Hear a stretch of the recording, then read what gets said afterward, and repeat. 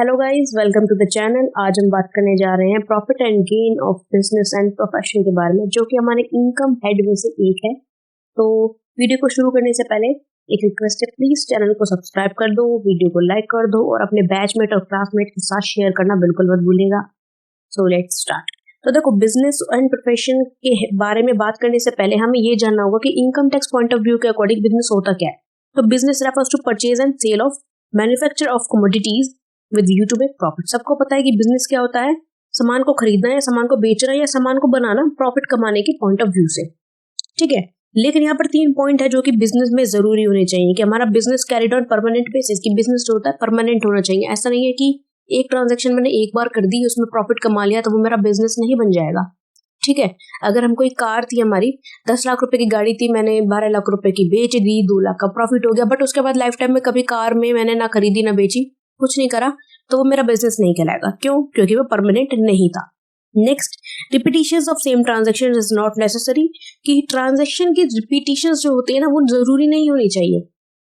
अगर मेरा बिजनेस है, मैंने एबीसी लिमिटेड से कोई सामान खरीदा था बेचने के लिए, लेकिन अब मुझे एबीसी लिमिटेड का सामान पसंद नहीं आया, तो जरूरी नहीं है कि अगर मैं उससे दोबारा ट्रांजैक्शन नहीं करूंगी तो वो मेरा बिजनेस नहीं कहलाएगा। नहीं, ऐसा नहीं होता। तो सेम ट्रांजैक्शन की रिपीटिशन जरूरी नहीं है। जरूरी क्या है? Intention of every purchase should be to sell at profit, कि हर सामान खरीदने का जो पर्पस होता है वो क्या होना चाहिए, उसको प्रॉफिट पे बेचना होना चाहिए।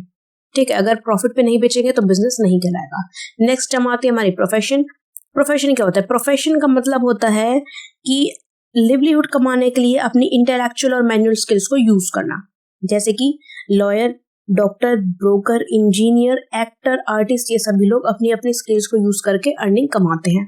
ठीक है, और इम्पॉर्टेंट चीज कि इनकम टैक्स में बिजनेस और प्रोफेशन के लिए अलग अलग रूल्स नहीं होते, दोनों को एक ही तरीके से देखा जाता है। तो देखो, अब हम इम्पोर्टेंट चीज की बात करते हैं कि income chargeable under this head, कि इस हेड के अंदर कौन कौन सी इनकम को हम टैक्सेबल की नजर से देखते हैं, किस किस इनकम पे हम टैक्स लगाते हैं। नंबर 1 आता है revenue profit from business. Business से जितना भी हमको प्रॉफिट हो रहा है वो चार्जेबल होगा, ऑब्वियस सी बात है, उसी के बारे में तो है पूरी tax. Income of trade association, trade association से जो इनकम हो रही है वो भी चार्जेबल होगी, उस पर भी हमें टैक्स देना पड़ेगा। Profit on sale of license granted under import contract act 1955, जो प्रॉफिट हमें लाइसेंस को बेच करके हो रहा है, कौन सा लाइसेंस? जो हमें इंपोर्ट कंट्रोल एक्ट 1955 के अंडर मिला था, उसको बेचकर जो हम प्रॉफिट कमा रहे हैं उस पर हमें टैक्स देना होगा। अगर हमें एक्सपोर्ट्स के लिए कोई कैश रिसीव हुआ है तो उस पर हमें टैक्स देना होगा। अगर हमें कस्टम ड्यूटी के रीपेमेंट के लिए कोई पैसा मिला है तो उस पर हमें टैक्स देना होगा। लास्ट आता है profit on transferring duty free replenishment certificate, कि अगर हम अपना duty free replenishment certificate transfer करते हैं या फिर ड्यूटी इंटाइटलमेंट पासबुक स्कीम जो कि एग्जिम पॉलिसी के अंदर आती है, उसके सर्टिफिकेट को ट्रांसफर करते हैं और उससे पैसा कमाते हैं, तो भी हमको टैक्स देना होगा। और कौन कौन सी इनकम्स आते हैं यहाँ पर? कि value of any benefit whether converted to money or not, कोई भी फायदा हमें हो रहा है, ठीक है, फिर चाहे वो मनी में कन्वर्टेड होता हो या नहीं होता हो, जैसे कि अगर हमें अपने एम्प्लॉयर से एकोमोडेशन मिल रही है तो वो भी हमें टैक्स देनी होगी। Interest, salary, bonus given to partner from the firm, अगर फर्म ने अपने पार्टनर को किसी भी तरह का इंटरेस्ट, सैलरी या बोनस दिया है तो उस पर भी उस पार्टनर को टैक्स देना होगा। इंटरेस्ट ऑन सिक्योरिटीज, अगर बिजनेस में इन्वेस्टमेंट है तो हमें उस पर टैक्स देना होगा। Sum received under keyman insurance policy, keyman insurance policy के अंदर जितना भी पैसा हमें मिलता है उसके लिए हमें टैक्स देना होता है। Amount received for not carrying out an activity और for not sharing patent, copyright और फ्रेंचाइजी, अगर हमें कोई काम ना करने के लिए भी पैसा मिल रहा है ना, जैसे कि हमें फ्रेंचाइजी ना देने के लिए पैसा मिल रहा है, पेटेंट राइट ना देने के लिए पैसे मिल रहा है, तो उस पर भी हमें टैक्स देना होगा, क्योंकि वो भी एक तरीके से हमारा बेनिफिट ही हो रहा है। Sum received on account of capital asset, अगर हमें कैपिटल एसेट की वजह से कोई भी फायदा हुआ है कैपिटल का, ठीक है, जिसके ऊपर की अंडर सेक्शन 35 AD में डिडक्शन मिल चुकी है हमें, तो उस पर भी हमें टैक्स देना होगा। फिर आता है इनकम फ्रॉम स्पेकुलेटिव ट्रांजेक्शन, किसी भी तरह के स्पेकुलेटिव ट्रांजेक्शन से अगर हमें फायदा हो रहा है तो उस पर हमें टैक्स देना होगा। अब हम इसके कुछ फंडामेंटल्स पढ़ते हैं। क्या फंडामेंटल्स होते हैं?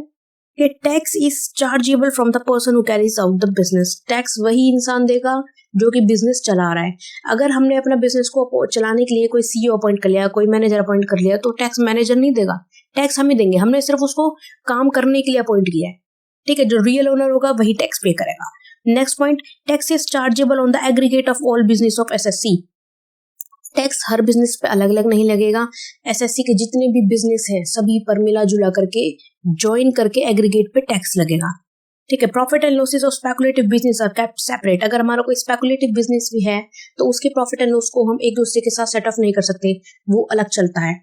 नेक्स्ट पॉइंट हमारा आता है, business can be carried out by SSC for any time in the previous year. जरूरी नहीं है कि बिजनेस शुरू करने के लिए एक particular point of time decide किया जाए, बिजनेस साल के किसी भी समय शुरू किया जा सकता है। ठीक है। Profit on sale of assets during winding up will be capital gain. अगर बिजनेस को बंद करते वक्त हमें एसेट्स बेचने पर कोई भी फायदा हो रहा है तो हमारा कैपिटल गेन होगा, बिजनेस नहीं कहलाएगा। ठीक है। No taxes levied on anticipated profit. अगर कोई एंटिसिपेटेड प्रॉफिट हो जाता है, मतलब अचानक से कोई प्रॉफिट हो जाता है, उस पर कोई टैक्स नहीं लगेगा। क्यों? क्योंकि हमें वो पता थोड़ी तो हो जाएगा। Income tax has to be paid for illegal business also. अगर हमारा कोई इलीगल बिजनेस है तो उस पर भी हमें टैक्स देना पड़ता है, वो बात अलग है कि बाद में उसे चला नहीं पाएंगे हम। Expenses before setting up are not admissible. जो एक्सपेंसेस होते हैं बिजनेस को शुरू करने से पहले वो एडमिसिबल नहीं होंगे, मीन्स उसे उस पर कोई डिडक्शन नहीं मिलेगी। लेकिन धर्मदा इज नॉट टैक्सेबल। अगर हम किसी धर्म के काम में, कोई चैरिटी में, कोई ट्रस्ट में, कोई फंड में, जैसे गौशाला में, अगर कोई हम चैरिटी के लिए पैसा देते हैं, फंड्स देते हैं, तो उस पर टैक्स नहीं देना होगा। नेक्स्ट आता है, general principle should be kept in mind while calculating the profit. अगर हम प्रॉफिट एंड लॉस बना रहे हैं अपना, तो जितने भी जनरल प्रिंसिपल्स होते हैं उनको ध्यान में रखते हुए ही हमें अपने अकाउंट्स बनाने हैं। और अंडर राइटिंग कमीशन भी हमारा टैक्सेबल होगा, और बिजनेस के लॉसेस जो होंगे वो सारे डिडक्ट होंगी, एडमिसिबल होंगी, उनके लिए हम डिडक्शन ले सकते हैं।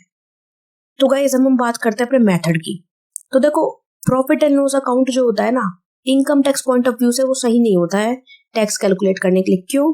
क्योंकि several expenses are charge to it which are inadmissible. क्योंकि इसमें हमने बहुत सारे खर्चे ऐसे ऐड कर रखे होते हैं जिन पे फिर डिडक्शन नहीं मिलता। लेकिन some admissible expenses are omitted in it. लेकिन कुछ एक्सपेंसेस जो कि जिन पे भी डिडक्शन मिलता है वो हम डालना भूल जाते हैं। या फिर some taxable income are not credit. कोई इनकम जिस पे टैक्स देना है वो हम क्रेडिट करना भूल जाते हैं। या फिर कुछ इनकम जिस पे जो हमने क्रेडिट कर दी उन पे हमें टैक्स नहीं देना होता, तो वो क्या होता है, सब गड़बड़ हो जाता है। तो इसलिए हमें P&L बनाने के बाद अपने अकाउंट को एडजस्ट करना पड़ता है। कैसे एडजस्ट करते हो?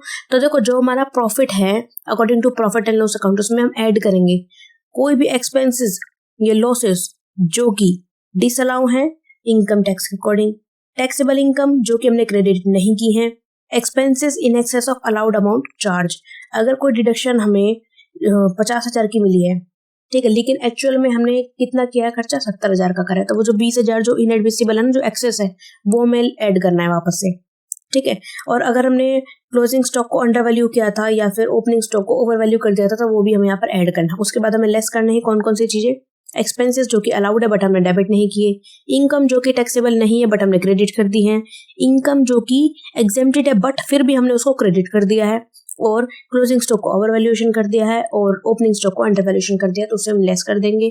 और ये सारे एडजस्टमेंट करने के बाद जो हमारा अमाउंट आएगा वो होगा हमारा taxable income from business. Thank you so much guys.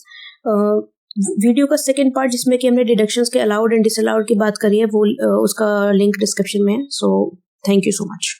Hello guys.